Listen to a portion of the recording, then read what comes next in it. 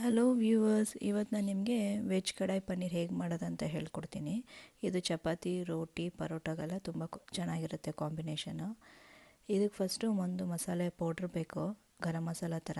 ಇದಕ್ಕೆ 1 ಟೇಬಲ್ ಸ್ಪೂನಷ್ಟು ಧನಿಯಾ, ಜೀರಿಗೆ, ಸೋಂಪು, ಮೆಣಸು 1 ಟೀ ಸ್ಪೂನು, 1 ಇಂಚು ಚಕ್ಕೆ, 4 ಲವಂಗ, ಏಲಕ್ಕಿ 2, ಬೆಟ್ಟದ ಕಲ್ಲು ಹೂವು ಅಂತ ಬರುತ್ತೆ ಅದು ಒಂಚೂರು, ಮೇಸು ಒಂದು ಸ್ವಲ್ಪ, ಒಂದು ಮರಾಠಿ ಮೊಗ್ಗು, ಹಾಫ್ ಅನಾನಸ್ ಹೂವು ಬೇಕಾಗುತ್ತೆ. ಇದಕ್ಕೆ ಒಂದು ಕಡಾಯಿ ತೊಗೊಂಡು ಅದಕ್ಕೆ ಈ ಮಸಾಲೆ ಡ್ರೈ ಐಟಮ್ಸ್ ಎಲ್ಲ ಹಾಕ್ಕೊಳ್ಳಿ. ಅದಕ್ಕೊಂದು ಪಲಾವ್ ಎಲೆ ಸೇರಿಸ್ಕೊಳ್ಳಿ.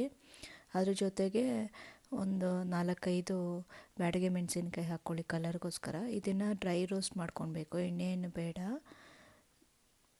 ಒಂದು 2 ಮಿನಿಟ್ಸ್ ಫ್ರೈ ಮಾಡಿದ್ರೆ ಸಾಕು. ಲೈಟಾಗಿ ಅರೋಮ ಬರ್ತಿದೆ ಅಂದಾಗ ತಕ್ಕೊಂಡು ಒಂದು ಪ್ಲೇಟಲ್ಲಿ ತಣ್ಣಗಾಗೋದಕ್ಕೆ ಬಿಡಿ.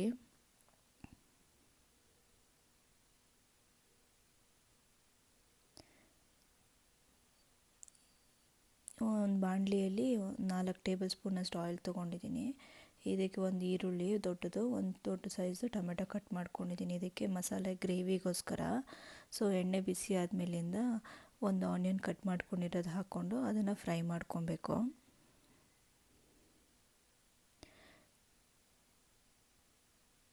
ಸೊ ಇಲ್ಲಿ ನಾವು ಆನಿಯನ್ನು ಟೊಮೆಟೊ ಎಲ್ಲ ಎಷ್ಟು ಚೆನ್ನಾಗಿ ಫ್ರೈ ಮಾಡ್ಕೊತೀವೋ ಟೇಸ್ಟ್ ಚೆನ್ನಾಗಿರುತ್ತೆ. ಸೊ ಆಯಿಲಲ್ಲಿ ಆನಿಯನ್ ಫ್ರೈ ಮಾಡ್ಕೊತಾ ಇದ್ದೀನಿ. ಸೊ ಇದಕ್ಕೇ 1 ಟೇಬಲ್ ಸ್ಪೂನಷ್ಟು ಜಿಂಜರ್ ಗಾರ್ಲಿಕ್ ಪೇಸ್ಟ್ ಹಾಕ್ಕೊತಾ ಇದ್ದೀನಿ. ಸೊ ರೆಡಿಮೇಡ್ ಪೇಸ್ಟೇ ಹಾಕ್ಕೊತಾ ಇದ್ದೀನಿ. ನೀವು ಬೇಕಿದ್ದರೆ ಮನೇಲಿ ಮಾಡಿರೋದು 1 ಟೇಬಲ್ ಸ್ಪೂನಷ್ಟು ಹಾಕ್ಕೊಂಡ್ರೆ ಟೇಸ್ಟ್ ಇನ್ನೂ ಚೆನ್ನಾಗಿರುತ್ತೆ.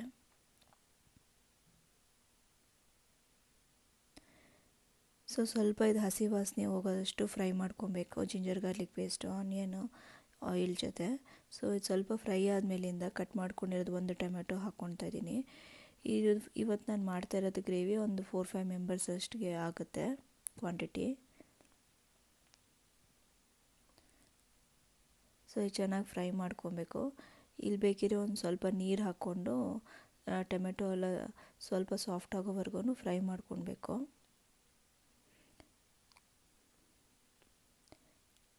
ಟೊಮೆಟೊ ಬೇಗ ಬೇಯಲಿ ಅಂತ ಒಂದು ಸ್ವಲ್ಪ ಸಾಲ್ಟ್ ಹಾಕ್ಕೊತಾ ಇದ್ದೀನಿ. ಇದಕ್ಕೆ ಒಂದು 12 ಗೋಡಂಬಿ ಸೇರಿಸ್ಕೊಂಡಿದ್ದೀನಿ.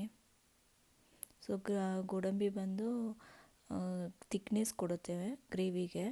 ಸೊ ನಾರ್ತ್ ಇಂಡಿಯನ್ ಡಿಶಸ್ಗೆಲ್ಲ ಕ್ಯಾಶ್ಯೂಸ್ ಎಲ್ಲ ಜಾಸ್ತಿ ಯೂಸ್ ಮಾಡ್ತಾರೆ. ಸೊ ನಾನು ಇಲ್ಲಿ ಕ್ಯಾಶ್ಯೂ ಹಾಕ್ಕೊಂಡಿದ್ದೀನಿ.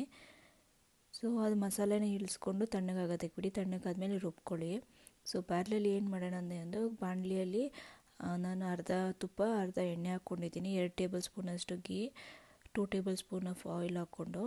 ಸೊ ಇಲ್ಲಿ ನಾನು 1 ಈರುಳ್ಳಿನ ಡೈಸ್ ಥರ ಕಟ್ ಮಾಡ್ಕೊಂಡಿದ್ದೀನಿ, ಅಂದರೆ ಕ್ಯೂಬ್ಸ್ ಥರ ಕಟ್ ಮಾಡ್ಕೊಂಡಿದ್ದೀನಿ. ಸಣ್ಣಕ್ಕಲ್ಲ, ಸ್ವಲ್ಪ ದೊಡ್ಡದಾಗಿ ಕಟ್ ಮಾಡ್ಕೊಂಡಿದ್ದೀನಿ. ಹಾಕ್ಕೊಂಡು ಇದಕ್ಕೆ ಫ್ರೈ ಮಾಡ್ಕೊತಾ ಇದ್ದೀನಿ ಗೀ ಮತ್ತು ಆಯಿಲ್ಗೆ ಸೇರಿಸ್ಕೊಂಡು. ಇದು ಸ್ವಲ್ಪ ಫ್ರೈ ಆದಮೇಲೆ, ಇದು ಜಾಸ್ತಿ ಫ್ರೈ ಆಗೋದೇನು ಬೇಡ.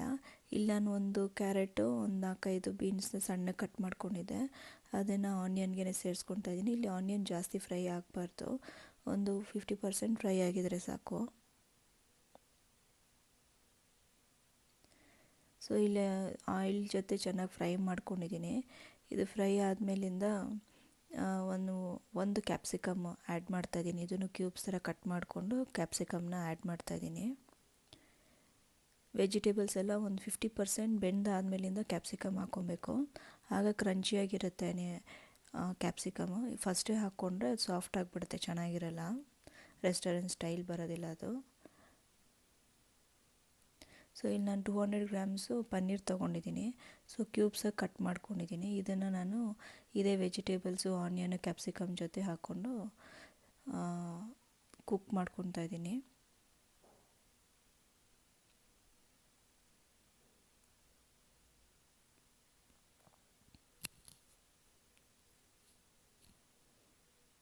ಸೊ ಪನ್ನೀರ್ ಹಾಕಿದ್ಮೇಲೆ ನಾವು ಸ್ವಲ್ಪ ನಿಧಾನಕ್ಕೆ ಫ್ರೈ ಮಾಡಬೇಕಾಗತ್ತೆ, ಇಲ್ಲಾಂದರೆ ಪನ್ನೀರು ಎಲ್ಲ ಕ್ರ್ಯಾಂಬಲ್ ಆಗಿ ಹೋಗುತ್ತೆ.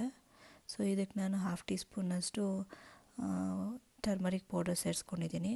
ಸೊ 1.5 ಟೀ ಸ್ಪೂನಷ್ಟು ಚಿಲ್ಲಿ ಪೌಡರ್ ಹಾಕ್ಕೊಂಡಿದ್ದೀನಿ.